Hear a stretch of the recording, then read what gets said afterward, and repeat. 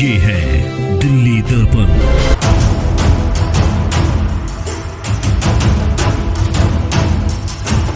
Cabinet की पहली meeting के अंदर सबसे पहले अगर कोई तय चीज होगी वो पुजारियों की तनख्वाह तय है। अब पुजारी विधानसभा में बैठ के दिल्ली में निर्णय करेंगे, ऐसी मेरी कामना है।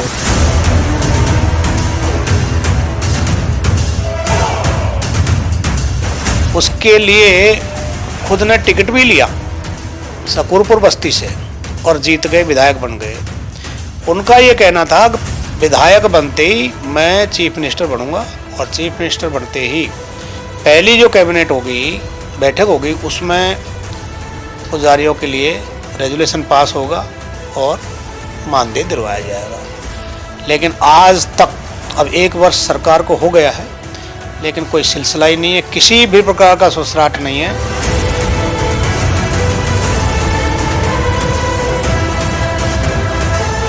उनका क्या हुआ, जो मंदिर प्रकोष्ठ बनाया था पुजारियों के लिए, मानदेय के लिए बात चली थी, क्या हुआ? तो सब लोगों ने कहा कि हम लोग ठगे गए, हम लोग उनके विश्वास में आ गए।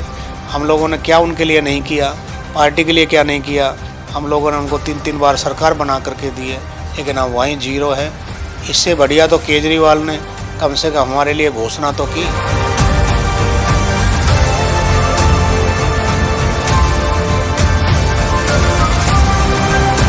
नमस्कार, मैं हूं राजेंद्र स्वामी और आप देख रहे हैं दिल्ली दर्पण टीवी।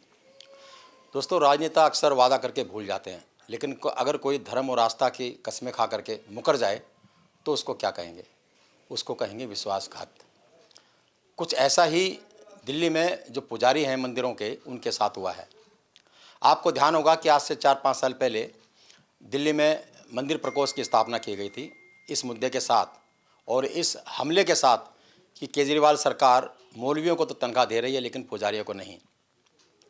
इस नारे के साथ में एक आंदोलन शुरू हुआ और उस आंदोलन के बाद केजरीवाल सरकार को भी मजबूर होना पड़ा कि उसने भी पुजारियों और ग्रंथियों के लिए वेतन देने का ऐलान किया। तो इसके जवाब में जो दिल्ली बीजेपी मंदिर प्रकोष्ठ के संयोजक है कर्नल सिंह, उन्होंने भी ऐलान किया कि दिल्ली में सनातन की सरकार बनते ही पहली कैबिनेट में जो फैसला होगा तो वो मंदिर के पुजारियों के वेतन का होगा। लेकिन अब उस ऐलान को भी 1 साल बीत चुका है। दिल्ली में सनातनी सरकार है और खुद कर्नल सिंह विधायक हैं, लेकिन अब वो अपना वादा भूल गए हैं और अब उनको जो ये वादा है पुजारी याद दिला रहे हैं।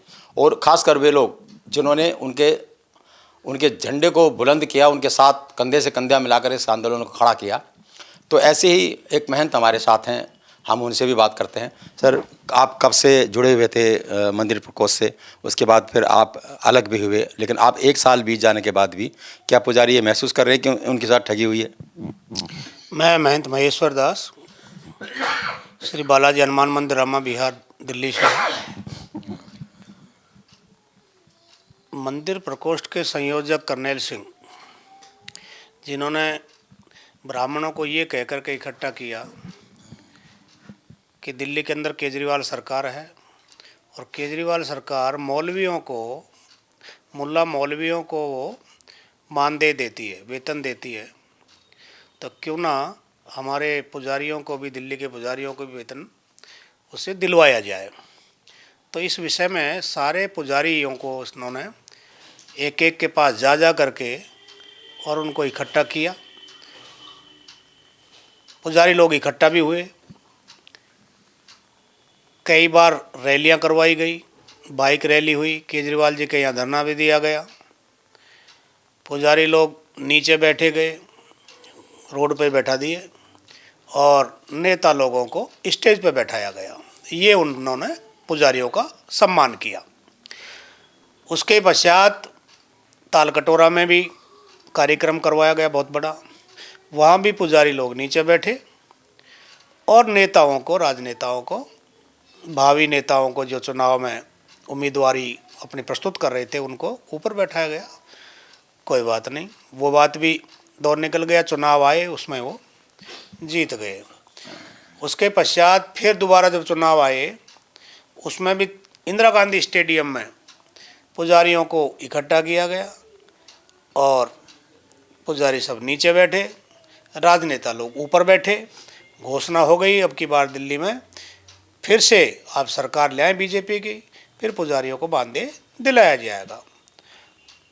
वो काम भी हो गया। पुजारी लोगों ने तन से मन से धन से जैसे भी उनसे बड़ा सब उन्हें मिल करके और वोट दिए और दिलवाए। क्योंकि मैं मानता हूँ पुजारियों के संपर्क में जो मंदिर में पुजारी रहता है तो आसपास के जितने भी क्षेत्र में लोग रहते हैं, भक्त लोग रहते हैं जो मंदिर में आते हैं, उनसे उनका संपर्क होता है। तो पुजारी की बात को लोग मानते हैं कि भाई हमको अपने हित के लिए, हिंदुओं के हित के लिए, सनातन के हित के लिए कहाँ पर वोट देना है। ऐसा पुजारी को कहने पर लोगों ने वोट भी दिया और पार्टी आ भी गई, जीत भी गई। उसके पश्चात भी कुछ नहीं हुआ। फिर उसके लिए खुद ने टिकट भी लिया सकूरपुर बस्ती से और जीत गए, विधायक बन गए। उनका ये कहना था कि विधायक बनते ही मैं चीफ मिनिस्टर बनूंगा और चीफ मिनिस्टर बनते ही पहली जो कैबिनेट होगी, बैठक होगी, उसमें पुजारियों के लिए रेजुलेशन पास होगा और मानदेय दिलवाया जाएगा। लेकिन आज तक अब 1 वर्ष सरकार को हो गया है, लेकिन कोई सिलसिला ही नहीं है, किसी भी प्रकार का सुसराट नहीं है। और हम जैसे लोग अगर इस बात को उठाते भी, कहते भी हैं, तो उनके वहाँ तक बात पहुँचती है। तो हमने तो कईयों से ये भी सुना है कि इन व्यक्तियों ने मेरे खिलाफ ऐसा बोला है, तो इनके भी लिए कोई न कोई ऐसी साजिश तैयार करें जिससे इनको भी फंसाया जाए। ऐसी बातें भी हमारे पास में आई है कि ऐसे ये लोग क्या करते हैं। तो वहाँ पर इस तरह के कोई शरारती व्यक्ति जो हम लोगों को फंसाने का प्रयास करें, ऐसे भी हमारे पास में सामने इस तरह की बातें आई है। मैं इसको विषय को वापस समझ लाना चाहता हूँ। जो 1 साल हो गया, जो जितना बड़ा आंदोलन खड़ा किया, जितने वादे किए बढ़ चढ़ करके, वो पूरे नहीं हुए। तो अब कोई पुजारी समाज में इस बात को लेकर के कुछ हलचल होती है? आप वही बात बताना चाह रहा था। इस तरह की उनकी मानसिकता रही है। अब हम लोग हिंदू सम्मेलनों में गए हैं, हिंदू सम्मेलन हमारे पुजारी भाई भी मिले हैं, और भी जगह हम लोग जो हमारे ब्राह्मण सम्मेलन होते हैं, पुजारी सम्मेलन होते हैं, संत सम्मेलन होते हैं, उनमें भी हम लोग मिलते हैं। और हमारी ये जब चर्चा होती है भैया उनका क्या हुआ, जो मंदिर प्रकोष्ठ बनाया था पुजारी के लिए, मानदेय के लिए बात चली थी, क्या हुआ, तो सब लोगों ने कहा कि हम लोग ठगे गए, हम लोग उनके विश्वास में आ गए। हम लोगों ने क्या उनके लिए नहीं किया, पार्टी के लिए क्या नहीं किया। हम लोगों ने उनको 3-3 बार सरकार बना करके दी है, लेकिन अब वहीं जीरो है।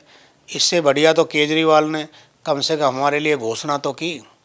हालांकि वो सरकार नहीं आई, आती तब जाके पता चलता भाई वो क्या करते क्या नहीं करते।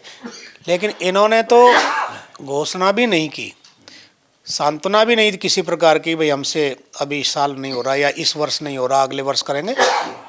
बल्कि कोई बात करते हैं, किसी इनके नुमाइंदे से कहते हैं इस मुद्दे को छेड़ो ही मत, बिल्कुल शांत रहिए, इस बात को बिल्कुल भूल जाइए, इस प्रकार की बातें करते हैं। अच्छा, अभी भी क्या उनको लगता है, कुछ लोग कहते हैं कि अभी भी उनको उम्मीद है कि वो सीएम बन सकते हैं? अब देखो, हम तो इस बारे में अब क्या कह सकते हैं। जैसे पहले इस प्रकार का आश्वासन दिया, ऐसे ही आश्वासन अब देंगे और दे रहे होंगे।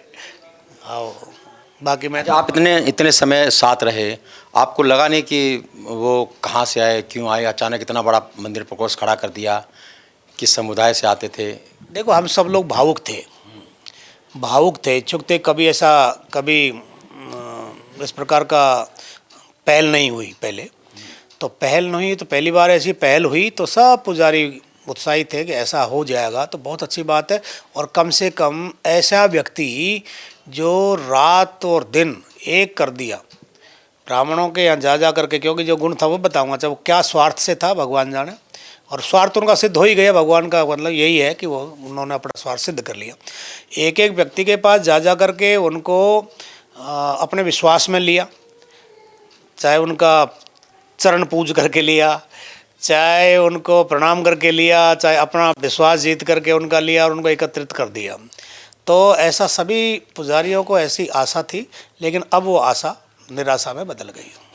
क्या वो ऐसे दावे करते थे कि वो सीएम बनेंगे अगर सरकार आए? बिल्कुल, वो दावा करते थे कि मैं सीएम बनूंगा, सीएम बनते ही पहला रेजुलेशन होगा वो पुजारियों के लिए मानदेय के लिए होगा। चलिए, तो ये थी इन पुजारियों की व्यथा। हालांकि जब चुनाव का कुछ समय रह गया था तो बहुत सारे पुजारियों ने पहले ही भांप लिया था कि इनकी कथनी और करनी में फ़र्क है। जब ये महसूस हुआ तो उधर केजरीवाल सरकार ने भी पुजारियों को आमंत्रित किया और उनको जो ग्रंथी हैं पुजारी उनको वेतन देने की घोषणा की और पूरा एक रोड मैप तैयार करके दिया। लेकिन अब उनकी सरकार बनी नहीं और जिनकी सरकार बनी है वो वादे से मुकर रहे हैं, या यूँ कहें कि उस वादे की जो याद दिलाता है उसके साथ इस तरह का व्यवहार होता है जैसा व्यवहार इनके साथ हुआ। तो ये पुजारियों का बहुत सा दर्द है। आज से हम शुरू करेंगे। आपके आसपास भी अगर आप लोग जानते हो, अगर आप कुछ कहना चाहते हो तो आपका स्वागत है। हम पुजारियों के दर्द को, उनके साथ जो भी वादे उन्होंने किए थे उन वादों की याद दिलाएंगे और करनैल सिंह की चौखट पर नहीं, सनातन सरकार के कानों तक भी वो बात पहुंचाएंगे कि अब तो अपना वादा पूरा करो। राजेंद्र स्वामी, दिल्ली दर्पण टीवी। लेटेस्ट खबरों के लिए सब्सक्राइब करें हमारा YouTube चैनल या फिर लॉग ऑन करें www.delhidarpantv.com। खबरों की कवरेज और विज्ञापनों के लिए संपर्क करें।